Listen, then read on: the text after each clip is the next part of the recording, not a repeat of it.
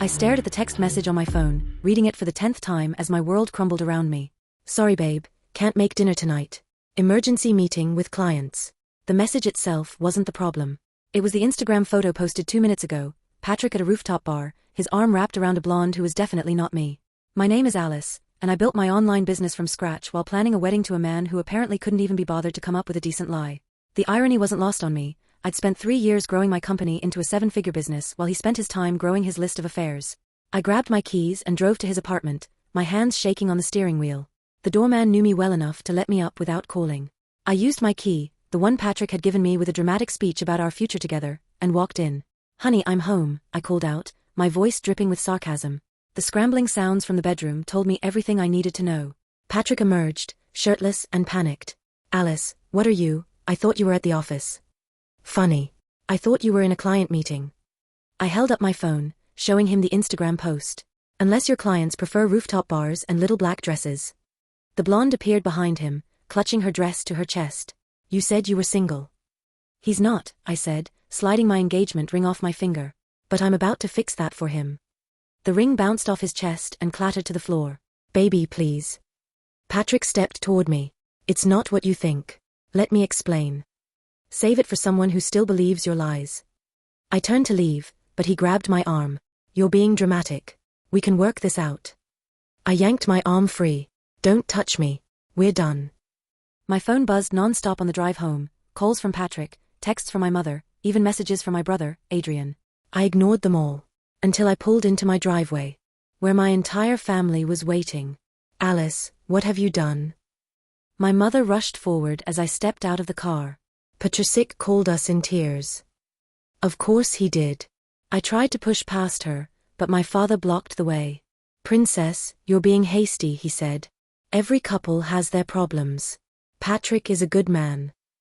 "A good man." I let out a bitter laugh. "I caught him cheating, Dad. In his apartment. Today." "Men make mistakes," my sister-in-law Elizabeth chimed in. "You can't throw away a relationship over one indiscretion." I looked at them all, my mother, wringing her hands. My father, his disapproving frown. Adrian, arms crossed in silent judgment. Of course. I shouldn't have been surprised. Because to them, Patrick's betrayal wasn't the real problem. I was. I let out a hollow laugh. There it is. That's what this is really about, isn't it? I folded my arms, my voice calm but cutting. Not my heartbreak, not my future, just Dad's damn merger. Adrian sighed, exasperated. "Alice, you know how much work he put into this deal. Patrick was the key to making it happen. Then maybe Dad should have built a company strong enough to stand on its own instead of using my relationship as collateral." Adrian's jaw tightened. "You're being selfish." I raised an eyebrow. "Selfish?" "Yes," he snapped. "One little mistake, and you're ready to throw everything away? Patrick loves you. He's been trying to fix this." "Fix this?" My voice sharpened, slicing through his delusions. "He wasn't just some clueless guy who tripped and fell into another woman's bed, Adrian. He chose to betray me. Repeatedly. And you expect me to just forgive him for the sake of Dad's company?" I shook my head. "That's the difference between you and me. I don't build my future on shaky foundations." Adrian rolled his eyes. "God, you're so dramatic." I laughed, but there was no humor in it. "Dramatic? You want to talk about dramatic? What's dramatic is staging an intervention to defend a cheater. What's dramatic is using my engagement as leverage for a business deal. What's dramatic is expecting me to sacrifice my happiness for people who only ever see me as a walking bank account." His expression darkened. "You're twisting everything." "No, Adrian. I'm finally seeing everything clearly." I turned to walk past him, but he stepped in front of me, lowering his voice. "You owe this family, Alice." I froze. "Oh," I repeated, my voice eerily calm. "You wouldn't even have your company if it weren't for us," he continued, like he was explaining something to a child. "Who supported you when you started? Who gave you connections? Who?" I cut in. "Because it sure as hell wasn't you." I stepped closer, forcing him to meet my gaze. Who dismissed my work as a hobby? Who rolled their eyes every time I mentioned expanding? Who told me I should be focusing on planning a wedding instead of running a company? That was you, Adrian. That was all of you. His mouth opened, but I didn't let him speak. And now that my little hobby is worth more than Dad's failing company, suddenly, I owe you? I let out a bitter laugh. You only support success when you can benefit from it. That's not fair, he muttered. No, I said, stepping around him. What's not fair is expecting me to set myself on fire to keep all of you warm. I left him standing there, his face twisted in frustration.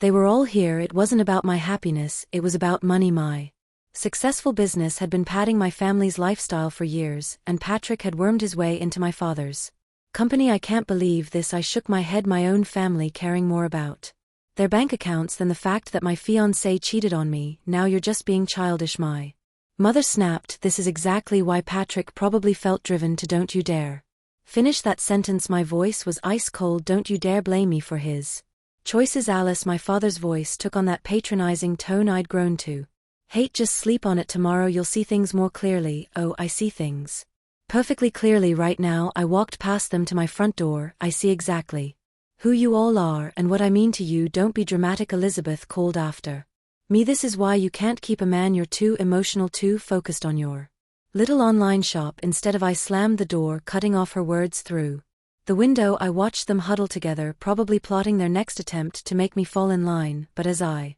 stood there something shifted inside me. The hurt was still there, but now it was hardening into resolve. They thought my business was just a little online shop. They thought I needed Patrick, needed their approval. Fine, let them think that. I walked to my home office and opened my laptop. It was time to make some calls, starting with my business broker. If they wanted Patrick so badly they could have him, but they were about to learn exactly what they were losing in the process. You're selling my business broker. Kate nearly choked on her coffee across the Zoom call. Alice, your company's projected to double its revenue next year. Why would you? I need a fresh start, I said, watching the numbers scroll across my screen, and I need it to happen quietly. How fast can you make this work? With these financials, a week, maybe two, but are you sure about this? A text from Patrick lit up my phone. Your mother's worried sick. Stop being stubborn and come home. Completely sure, I replied, closing the message without responding. And Kate, I want you to prioritize female buyers. The next 2 weeks passed in a blur of negotiations, paperwork, and ignored calls. I packed my life into boxes while fielding increasingly aggressive attempts from my family to fix things they didn't know. I'd already signed the sale documents or rented an apartment in Boston. You can't avoid us forever. Adrian cornered me outside my house one morning. Mom's barely sleeping. Dad's blood pressure is through the roof. Funny how nobody seemed concerned about my well-being when Miles was cheating on me. He made a mistake. And what about Dad's business? He was counting on your engagement to secure that merger with Patrick's firm. I laughed bitterly. So that's what my relationship was worth to you all? A business deal? Don't be naive. Everything. Things connected. Your little online shop, my little shop that paid for your wife's car, that funded Mom's renovations, that kept Dad afloat during CO. I shook my head. You know what? You're right. Everything is connected, and it's time to disconnect. The moving company arrived the next day. I timed it perfectly. Everyone would be at work or running errands as the last box was loaded. Elizabeth's car screeched into my driveway. What are you doing? She jumped out. Phone already recording. Alice, stop this nonsense right now, or what you'll post it online. Show everyone how unstable I am. I signed the final paperwork with the movers. Go ahead. I'm sure it'll get lots of views. Your mother will be devastated. Is that what you want? What I wanted was support when my fiancé cheated. What I wanted was a family who valued me more than their social status. I handed her an envelope. Give this to them when they get home. What is it? Goodbye letter, and don't bother trying to trace where I'm going. By the time you read it, I'll be gone. The drive to Boston was 8 hours of liberation. With each mile marker, the weight on my shoulders lifted. My phone buzzed constantly until I finally pulled over at a rest stop to read the messages. Mom, how could you sell your business without telling us? What about our monthly arrangements? Dad, this is completely irresponsible. Call me immediately. Adrian, you're tearing this family apart. Miles, you're making a huge mistake. Let's talk about this. I switched off my phone and walked to get coffee. The barista smiled as she handed me my drink. Rough day. Actually, I smiled back. It's the best day I've had in years. My new apartment was smaller than my old house, but the view of the Boston skyline made up for it. I unpacked only what I needed and left the rest in boxes. The Sale of my business had netted me enough to start fresh to invest in other women who like me had dreams bigger than the boxes others tried to put them in that night. I sat on my empty balcony with a glass of wine and finally turned my phone back on hundreds of messages. Dozens of missed calls. One caught my eye from Elizabeth. You think you're so clever. Running away. Well, guess what? Your precious family needs you and you abandon them. Patrick is helping your father restructure his business, something you clearly couldn't be bothered to do. You'll regret this when you're alone with nothing but your pride to keep you warm. I took a screenshot of my bank balance, the proceeds from my company sale, and sent it as a reply. Then I blocked her number, followed by everyone else's one by one. I erased the ties that had bound me to a life that was never really mine. Tomorrow, I had meetings with 3 female founders who needed investment in mentorship. They had fire in their eyes and dreams in their hearts, just like I did before my family tried to smother my ambitions. Let Elizabeth worry about keeping my family warm. I had other fires to light. You're telling me you sold a 7-figure business and moved cities just to spite your family? Caden leaned back in her chair, studying me over her coffee cup. We sat in her sleek office overlooking the Boston Harbor, the morning sun glinting off the water. Not to spite them, I corrected to free myself. There's a difference. She tapped her fingers on her desk. And now you want to invest in women-led startups with no investing experience? I built my company from nothing. I know what it takes. Building and investing a different beast. Tabitha. Caden stood and walked to her whiteboard. But I like your fire. Let me show you something. For the next hour, she outlined investment strategies, risk assessment, and the importance of due diligence. I took notes frantically, barely keeping up with her rapid-fire expertise. Why are you helping me? I asked. When she finally paused, we just met through a LinkedIn connection, because 6 years ago I was you. Minus the dramatic escape, she smiled. Now want to see some real potential?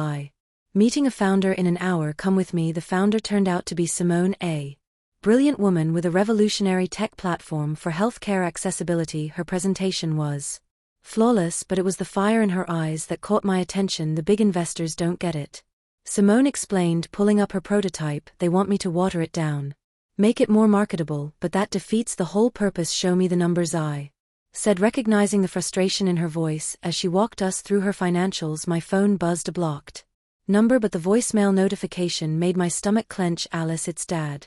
Things aren't good. We need to talk, please. I deleted it without listening further. Simone was still talking, but Caden was watching me closely. Everything okay? She asked after Simone left. Family stuff. It's nothing. Doesn't sound like nothing. She perched on her desk. Look, I'm not one for heart-to-hearts, but if you're going to succeed here, you need to be focused, clear-headed. I am focused. Simone's project, that's exactly what I want to invest in. Good instincts. She's got potential. But Caden paused. You need to deal with whatever's brewing back home. Trust me, it'll follow you otherwise.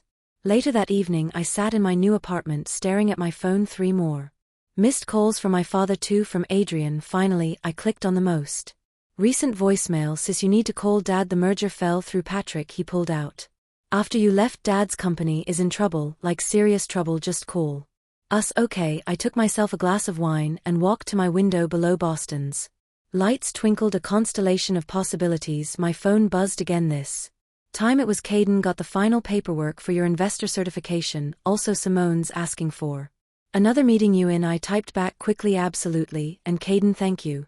Don't thank me yet. Wait until you lose your first 100 grand on a bad bet. I laughed, but my amusement was cut short by another call, this time from Elizabeth. What? I answered sharply. Oh, so you are alive? She sneered. Must be nice living it up in Boston while your family falls apart. What do you want? Elizabeth, your father's company is failing. Adrienne's job is on the line, but you don't care, do you? Too busy playing big shot investor with your blood money. Blood money? You mean the money I earned building my own company?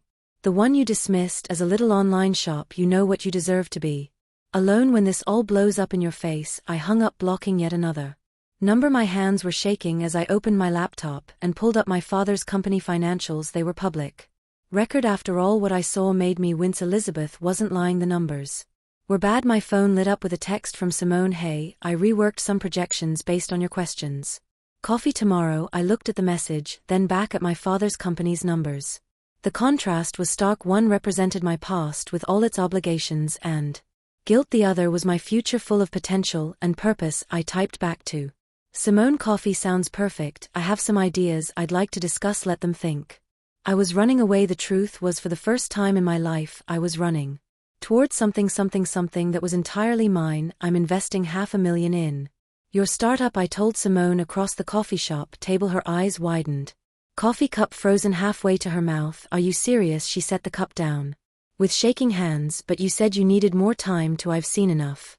Your prototype works, your market research is solid, and frankly I'm tired of watching brilliant women get overlooked by tradition investors. As we discussed terms, my phone lit up with an incoming call from Adrian. I declined it, but he immediately called back. You should get that, Simone said gently. Family stuff has a way of festering if you ignore it. I stepped outside, bracing myself. What is it, Adrian? Dad's in the hospital. His voice cracked. Stress-induced heart attack, minor, but he's asking for you. The world tilted slightly. Is he okay for now? But the company's tanking. We're laying off people next week. Remember Tommy from accounting, 20 years with the company, 3 kids in college. He'll be first to go. The guilt punch landed exactly as he intended. That's not my fault, Adrian. No, Patrick pulled his investment the day after you left, said he couldn't trust a family that raised someone so selfish. Now the bank's calling in loans. And stop. I pressed my fingers to my temple. Just stop. You can't blame me for Patrick's decisions, can't I? You knew what your little dramatic exit would cost us, but you only cared about yourself. I watched Simone through the window, reviewing the investment papers with such hope in her eyes. I have to go. Of course you do. Run away. It's what you're good at. Back inside, Simone looked up with concern. Everything okay? My father's in the hospital. I sat down heavily. Minor heart attack. Oh God, I'm so sorry. We can do this another time. No, I pulled out my pen. Let's finish this now. I believe in you and your project. That's not changing because of family drama. We signed the papers, making it official. As Simone hugged me goodbye, my phone buzzed with a text from my mother. Your father asked about you today in the hospital. Remember when you were little and scraped your knee? He carried you all the way home. Now he needs you. And where are you? I closed the message, hands trembling. Another text came through, this time from Elizabeth. Hope you're proud of yourself. Your father's company is laying off 30 people next week. Families with children, mortgages, all because you couldn't handle one little relationship problem like an adult. I was about to block her when Caden called. Hey, heard you close the deal with Simone. Want to celebrate? I can't. Family emergency. Her voice softened. The past catching up. My father's in the hospital. Heart attack, and apparently I'm responsible for destroying his company and ruining 30 fame's lives. Interesting math there. Caden paused. Want some advice? Please go see him. What? Go see your father? Not for him, for you. Face them all. Say what you need to say, then leave. Otherwise they'll keep living in your head. Run tree. I looked at my calendar. Simone's investment was done. My other meetings could wait. You're right. I took a deep breath. I'll book a flight. Good. And Alice, remember, you're not that scared little girl anymore. You're an investor now. Act like it. I booked a flight for the next morning, then called my brother. I'm coming tomorrow, I said when he answered, but let me be clear, I'm coming to see Dad, not to fix the company. Of course not, he sneered. Why would you help the family that raised you? The family that raised me? You mean the family that valued me so little they sided with my cheating fiancé? That family? He made one mistake and I made one choice to value myself. Deal with it. I hung up and opened my laptop, pulling up my father's company financials again. The numbers were even worse than before. Part of me wanted to swoop in, fix everything, be the good daughter they wanted, but as I looked at the investment agreement with Simone, I remembered why I left. They hadn't just sided with Patrick, they tried to shrink me to fit their expectations, and if I saved them now, nothing would change. My phone buzzed one last time. A message from Simone. Just told my team about the investment. They're crying happy tears. You've changed lives today, Alice. Thank you for believing in us. I smiled, screenshot the message, and booked my hotel. Tomorrow I'd face my past, but tonight I'd celebrate changing lives for the better, not from obligation, but from choice. 3 months after my brief, tense hospital visit with my father, I sat in Caden's office reviewing Simone's latest progress report. The numbers were staggering. She's exceeded projections by 40%. Caden whistled. Your first investment's looking like a home run. The healthcare industry was ready for disruption, I said, scrolling through the data. And Simone is a genius, yes, but let's talk about your other wins. Caden pulled up a spreadsheet. 3 more successful investments in women-led startups. You've got good instincts, kid. My phone buzzed. Another email from Adrian. I'd been getting them weekly since Dad's hospital stay. Always the same guilt-ridden message in different words. I deleted it without reading. Speaking of instincts, Caden leaned forward. There's an investor conference downtown tonight. Simone's presenting. You should come. The conference hall was packed with Boston's tech elite. Simone owned the stage, confidently presenting her company's remarkable growth. I stood at the back pride swelling in my chest when a familiar voice froze me in place. Alice. I turned slowly. Mills stood there in an expensive suit looking exactly as he had the day I caught him cheating. What are you doing in Boston? I kept my voice steady though my heart raced. Consulting work. He glanced around before stepping closer. I've been trying to reach you through my family. Classy, they're worried about you. We all are. He lowered his voice. Your father's company is barely hanging on. Adrienne's looking for work. Even your mother had to cancel her country club membership. I almost laughed at the last part. And you could help. You have the resources now. I heard about your investments. Stop. I held up my hand. Is that why you're here, to convince me to bail them out? I'm here for work, but seeing you. He reached for my arm. I miss you, Tab. We all do what you're doing. It's admirable. But Alice. Simone's voice cut through the tension. She rushed over, tablet in hand. The Singapore investors want to meet. Oh sorry, am I interrupting? Not at all. I stepped away from Patrick. Simone, this is my ex-fiancé. He was just leaving. Actually, Patrick straightened his tie. I'd love to hear about your company.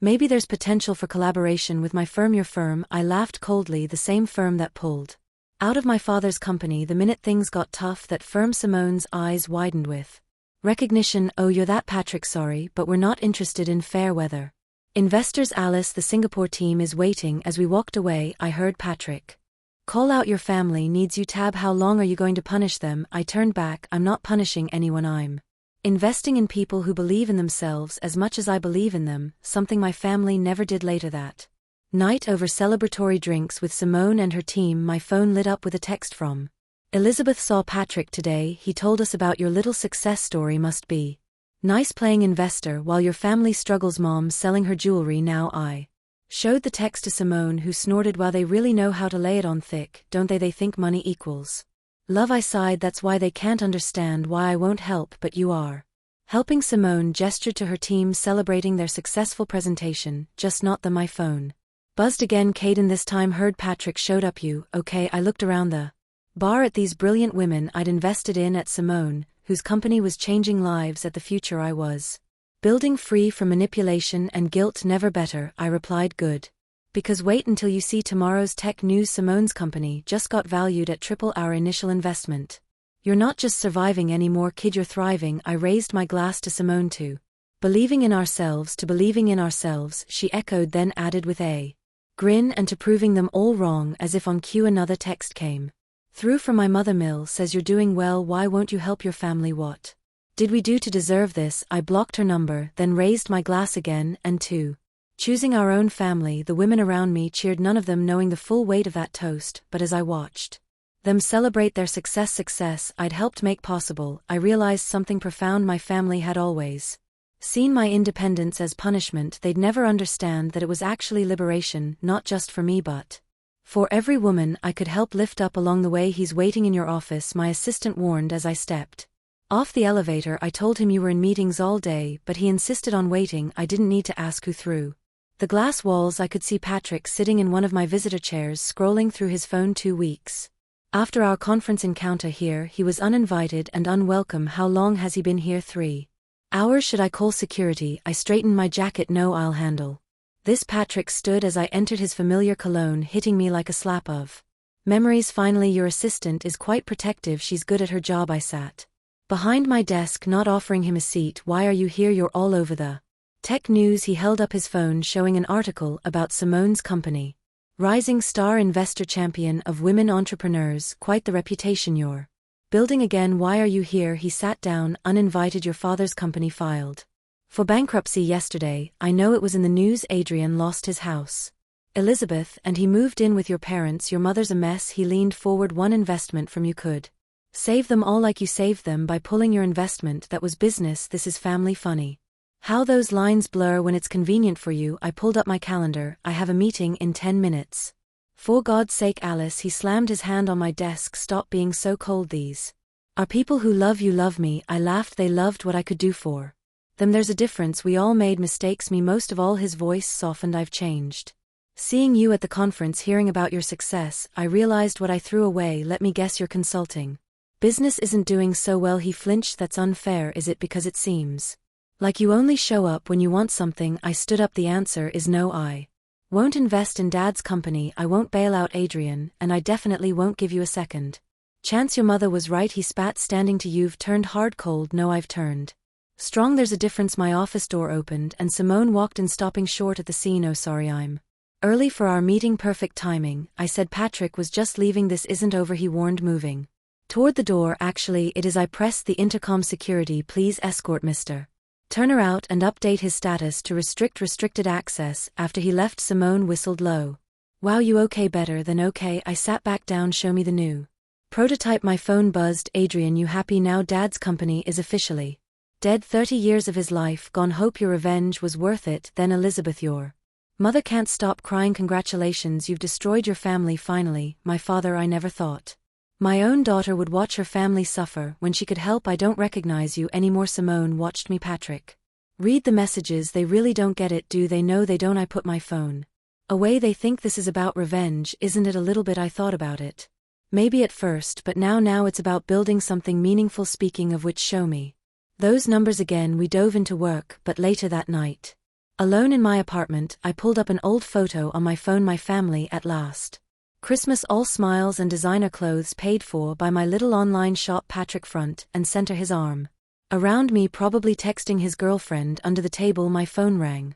Caden, heard you had an interesting visitor today. News travels fast, an hour world lightning speed. You okay? I looked at the photo again, then deleted it. You know what, I really am good because I just got a tip about a brilliant woman with a renewable energy startup interested. I opened my laptop. Tell me more. Dinner, that new place on Newberry. Perfect. I glanced at my phone one last time. 3 more messages from my family, all unread. Then I turned it off. Let them think I was being cold. Let them blame me for their choices. I had meetings tomorrow with women who were building the future, not clinging to a past that never really existed. Hey Caden, I said before hanging up, thank you for everything. Don't go soft on me now. She laughed. Save that energy for tomorrow's pitch meetings. I looked out at the Boston skyline, lights twinkling with possibility. Somewhere out there another woman was dreaming big, fighting against people telling her to think smaller, be less, stay in her lane. I was done staying in my lane, and I was just getting started. They're all inside, Caden said as we pulled up to my parents' house. 6 months had passed since Patrick's office visit, and now here I was back where it all began. You sure about this? No, I admitted, staring at the familiar front door. But it's time. I'd received the email 3 days ago, a group message from my mother announcing they were selling the house, the family home, my childhood, reduced to a real estate listing. The door opened before I could knock. My mother stood there looking older than I remembered. Designer clothes replaced by department store basics. You came, she said flatly. I didn't think you would. Leighton, get this over with. I stepped inside. Caden, close behind the living room, fell silent as I entered. Adrian and Elizabeth on the couch, my father in his armchair looking frail, and there surprisingly was Patrick. What's he doing here? I demanded. I asked him to come. My father said we need to discuss the future of this family. There's nothing to discuss. I remained standing. I got the email. You're selling the house. I came to collect my remaining things. That's all your things? Elizabeth scoffed. What about all the things you took from us? Our stability, our reputation, your free ride? Caden cut in smoothly. Several heads turned, seemingly noticing her for the first time. And who are you? My mother asked. Caden Brewer, Alice's mentor and friend, also the person who helped her turn her revenge into a multi-million-dollar investment portfolio. $1 million mill.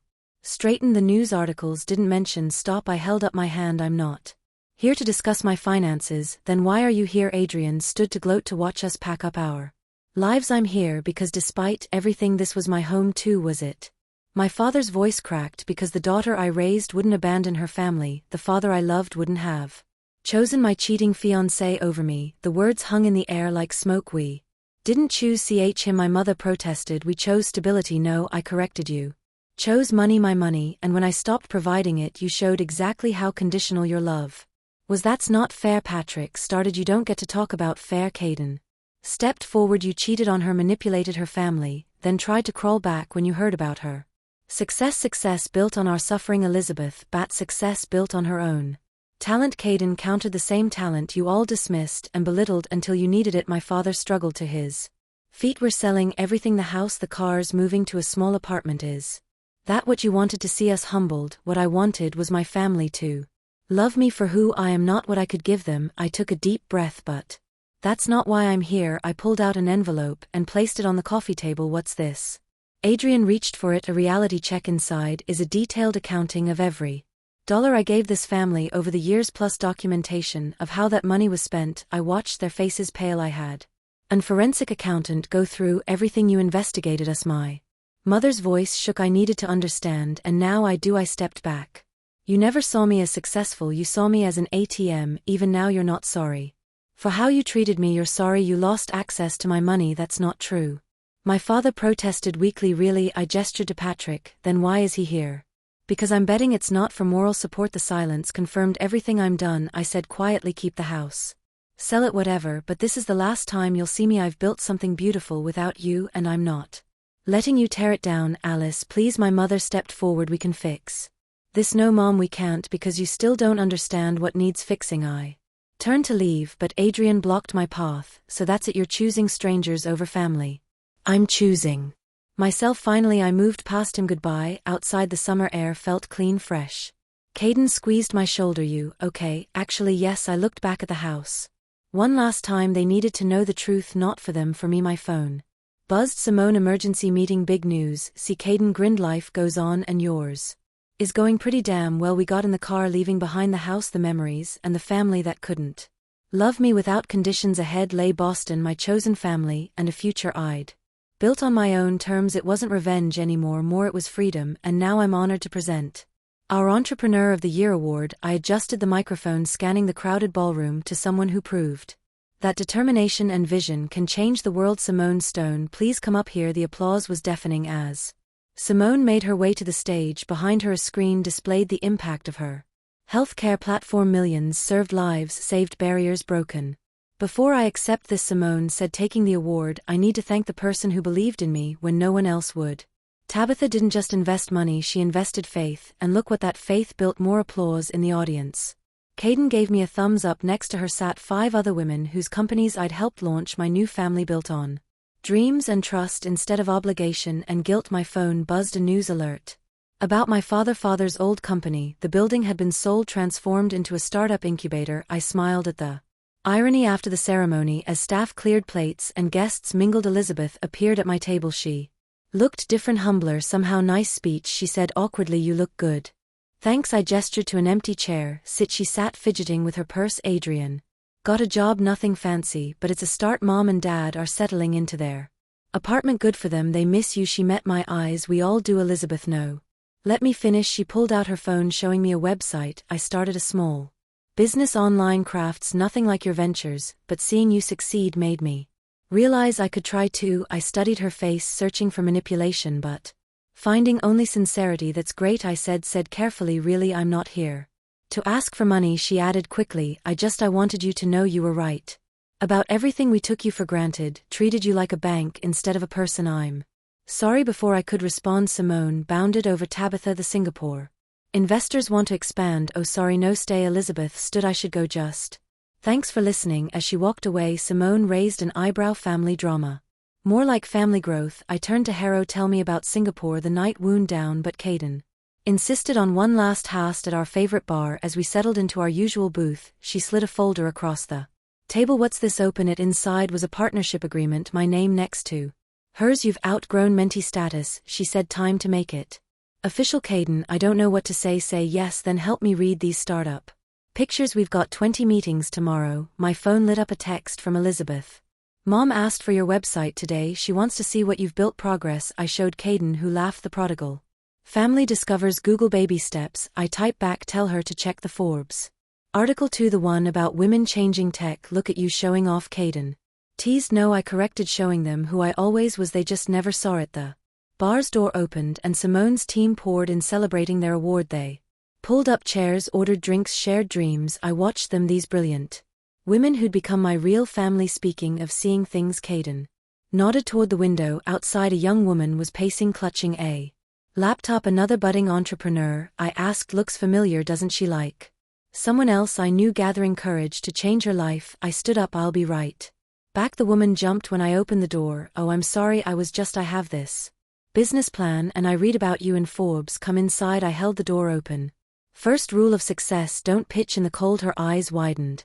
Really, I believe in paying it forward. I gestured to our table of successful women, and you're in good company. As she settled in, sharing her Ideas with trembling excitement, I felt the last pieces click into place. This was never about revenge, it wasn't even about success, it was about breaking cycles, building bridges and lifting others. As you climb, my phone buzzed. One last time Adrian Elizabeth told us about today. Dad actually smiled reading about your award ceremony. Maybe Somi, I left it unfinished. Somi was for tomorrow. Tonight was for celebrating how far we'd all come and helping another woman take her first steps toward freedom. That was the best revenge of all.